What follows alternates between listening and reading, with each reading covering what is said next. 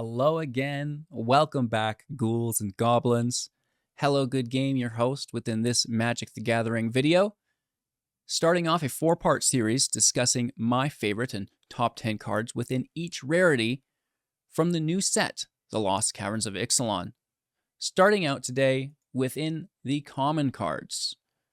Fanatical Offering for 2 mana at instant speed is an additional cost to cast a spell, sacrifice either a creature or artifact, drawing 2 cards, creating a map token, allowing you to pay 1, tapping it to sacrifice itself, allowing you to explore a target creature.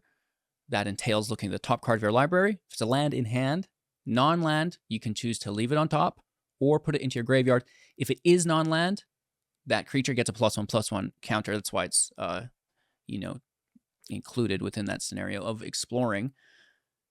Pretty good. Not bad. The map token's not a treasure token, but at the end of the day, definitely worth consideration because that map is still an artifact and we can definitely be utilizing that for additional value on the long end. It's also a sacrifice trigger, which we can make use of as well, and just generating card advantage is always quite nice.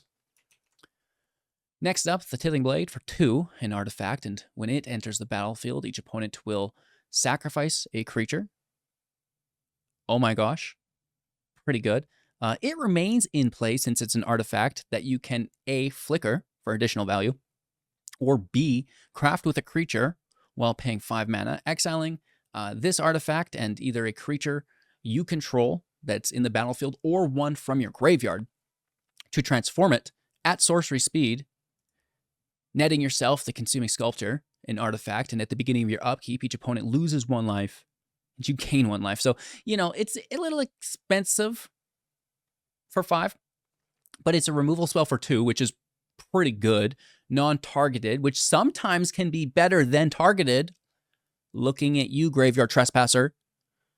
And, the fact that you can generate more value from it later with either A, bounce, or B, the craft, or C, both. Let's go. I think it's, pretty good, and I've got high hopes.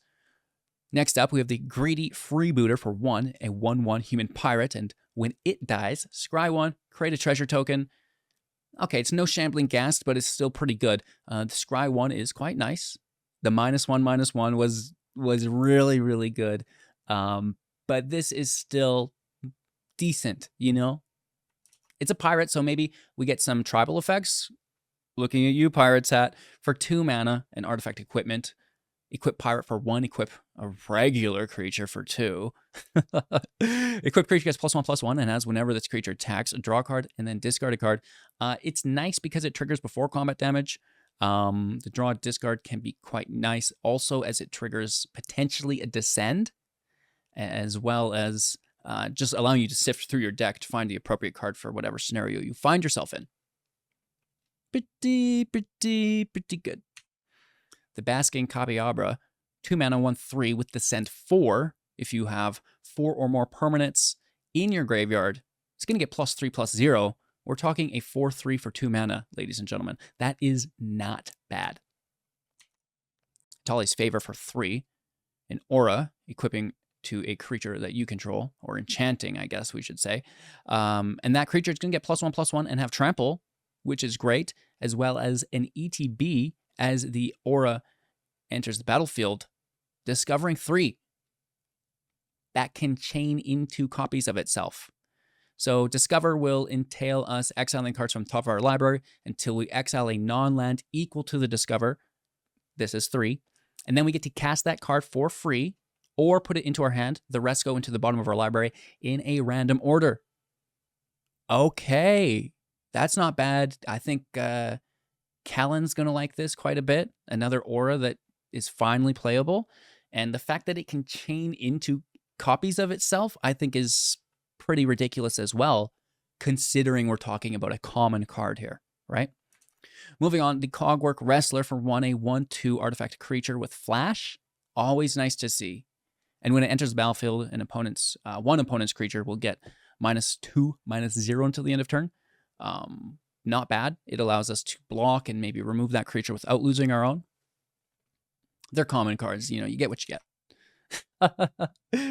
Tectonic Hazard for 1 mana sorcery, dealing 1 damage to each opponent and creature they control.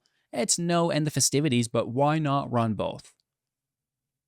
I know I certainly will be, especially considering the new red god that we've seen, increasing our non-combat damage equal to its power, which is quite nice.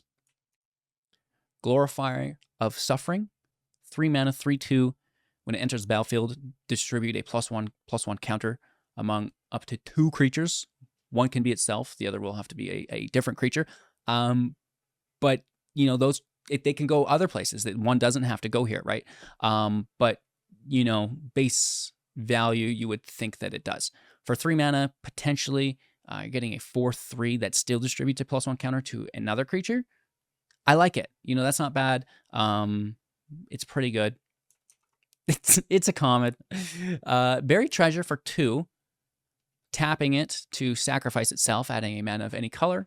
Paying 5, exiling it from our graveyard after we've sacrificed it, which is great. To discover 5, which is pretty ridiculous, right? So exiling from the top of our library until we exile a non-land with mana value 5 or less. Casting it for free or putting it into our hand, rest in bottom and random. Decent. We really, really enjoy it. And, you know, with that all out of the way, these are our top 10 and my favorite cards within the common category of rarity from the Lost Caverns of Ixilan.